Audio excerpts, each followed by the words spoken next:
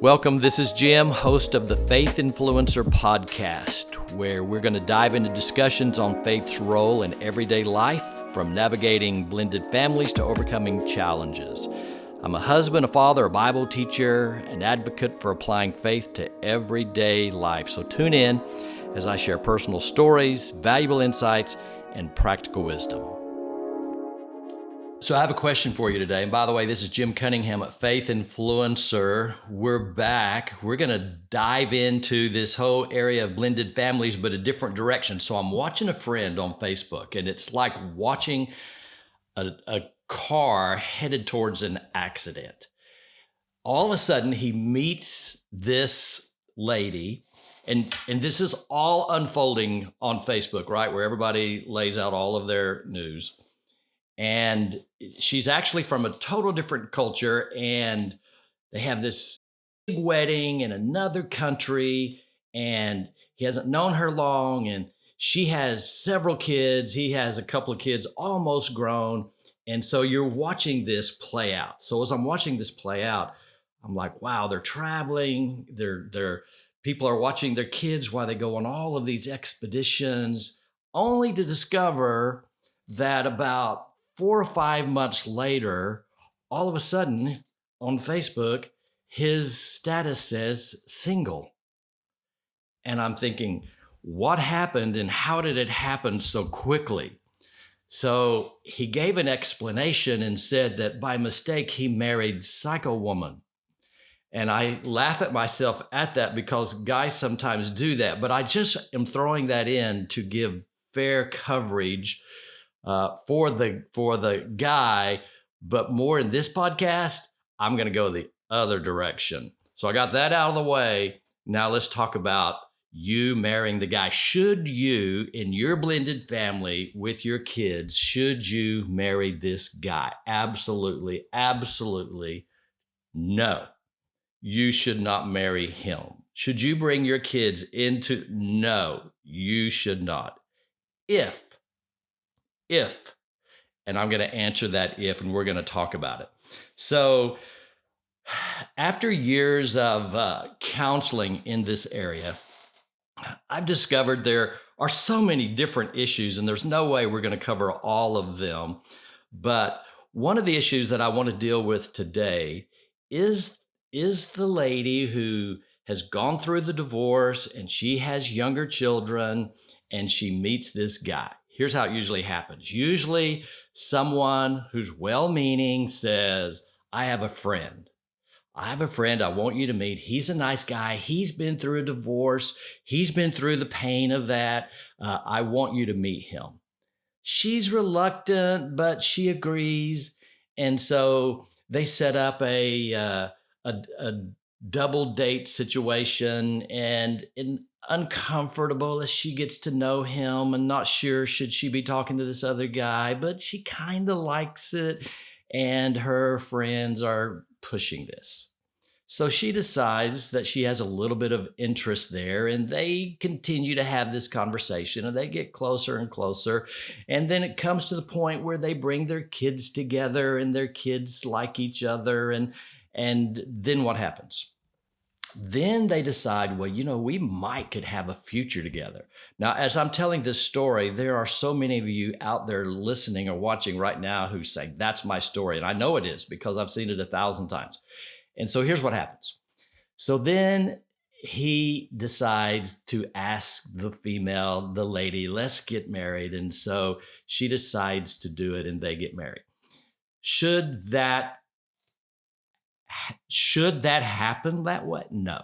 Should she marry? No. That happens over and over, and I can predict right now the end of that. The majority of the time, that's going to end in a divorce. That's why statistically so many blended families end up in divorce. So what was missing in all of that? So let me tell you what guys say. Now, today I'm picking on the guys, okay? But let me tell you what guys say. Guys say to the woman, you know what? I've been through divorce. I've gotten all of that over with. And so I'm ready to create a new relationship, and this time it's going to be wonderful. What's wrong with that statement? You You've heard that, right? What's wrong with that statement? Here's what's wrong with it. It's not over with. If you've gone through a divorce and you have children, blended families we're talking, it's not over for the children. What do you mean? What does he mean it's over with? If he's gone through a divorce like you, if he's gone through a divorce, it's not over with because he's legally gone through the court system and they're now divorced and separated. It's not over with. It's not over with because it doesn't matter which side you're on. There are things that you've put in your backpack. We've talked about this before, so go back and look at the unpacking your baggage. But he has that baggage there. But yet he wants to come and say to you, he's gone through it, all of that's over. I'm telling you, it's not over. So what's the next step? Man, listen, why would you consider marrying someone? It goes both ways, but I'm just talking this direction today. Why would you consider marrying someone who doesn't understand that there are issues from his past life that he needs to deal with? Why would you consider that? You shouldn't consider that. If you do, again, I'm going to predict the outcome. It's not going to work. So here's what I'm saying. Before anyone remarries, you have to go through counseling. You must go through counseling. That is an absolute prerequisite. You must go through that. So, what if he refuses? Well, what are you doing with him? Be done with that relationship. If he refuses, there's no hope there for your relationship. It's not going to happen. You're going to get married. I can tell you, let's predict this. You're going to get married. You're going to be in this relationship. And these unresolved issues that maybe were issues before, they're going to come out. They're going to come out. Some of you have already responded to me that way. That's why I'm addressing this today, is because of some of the responses that I've gotten from some of you. And I felt like we have to address this now. Never consider marrying anyone who is not willing to go to counseling and deal with some issues. He says, I don't have issues. He may not know that I didn't. Go back and look at my story. I didn't know until I sat down with Lanny. I had gone through a divorce. I thought everything was fine. I was praying. I was leading my children in the ways of the Lord. I was doing all of that stuff. I was struggling with disappointment. But when I met with Lanny, and Lanny took that whiteboard and started writing down these issues and started asking me these questions, I didn't realize all of that was there. Some of it contributing to what had happened in my first marriage. I didn't realize that all of that was there. It's real easy, especially, listen to this, guys, it's real easy for us to cover these things up and think, I'm good. Everything's fine. I've gotten over that. I know what happened. No, you don't know. It may not be good. You may have covered up some issues that need to be uncovered and dealt with, and that's why you must be willing to go. So it's not over just because you feel better. It's not over. So, man, what are you going to do? You're going to say this to your potential guy. You're going to say, let's go to counseling. Let's find a Christian counselor and let's deal with some issues that have to be in our lives because of what we've been through. Here's what I hope he says. I hope he says, absolutely. I hope he says, that's what I want to do.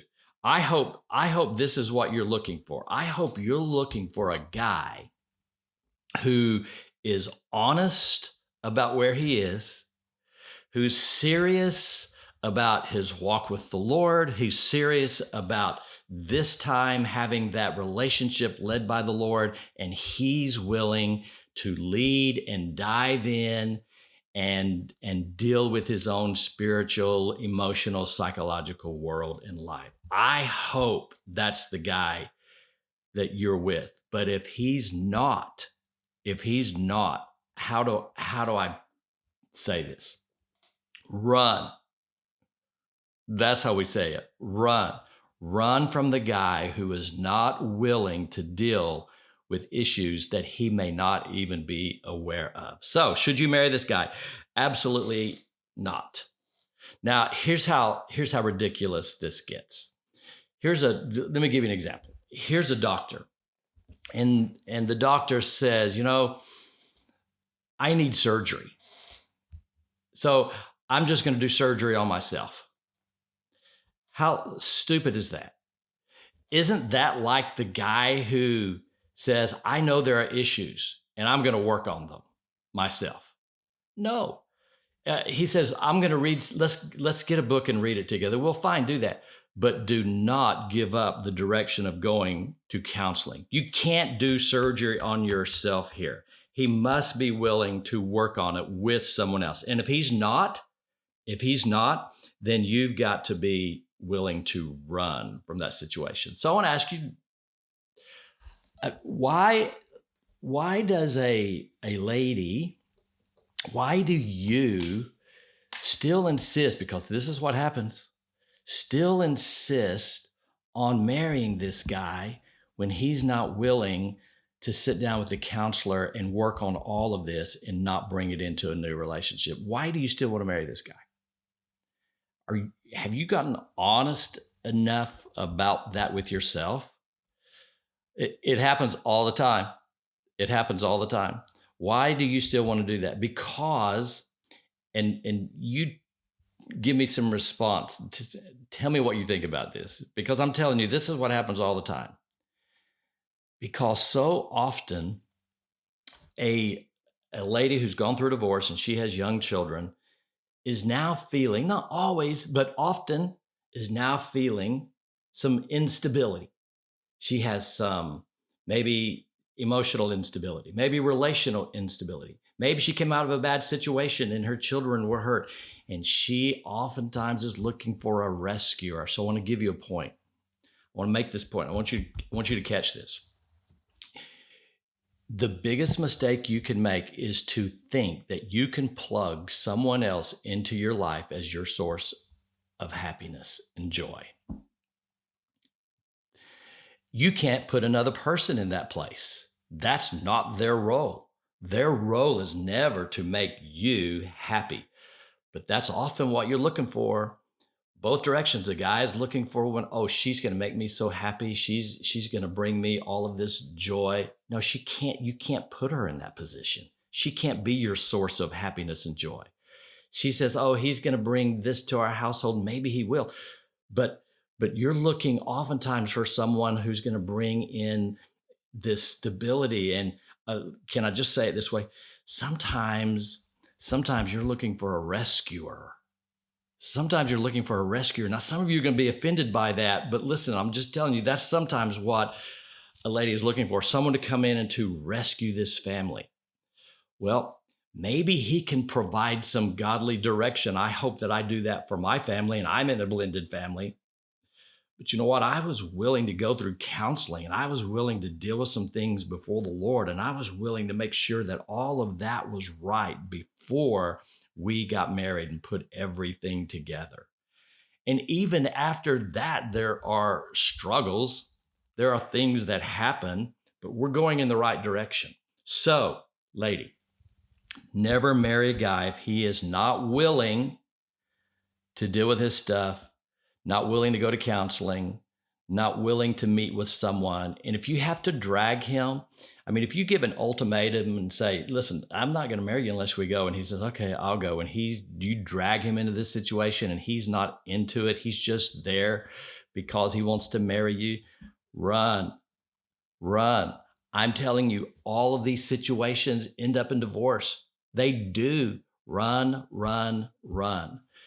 We have to, the next time you get married, we have to make sure that this time there's the right order in the household, that the Lord is first in everyone's life and in the household, that you have the right motives. You're not looking for someone to plug into your life to give you happiness. That doesn't work. we have to walk through and do the hard work and make sure everyone is good before we blend the family. So let me sum it up in this way.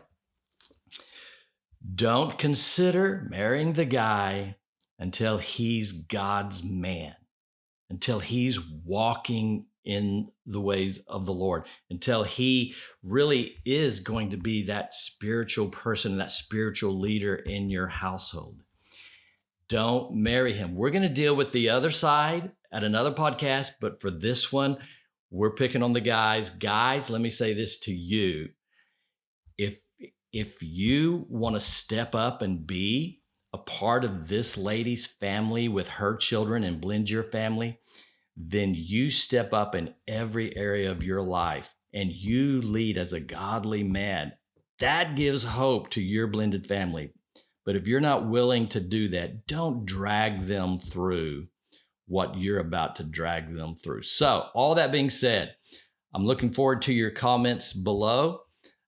We will jump in next time and we're going to talk to the other side.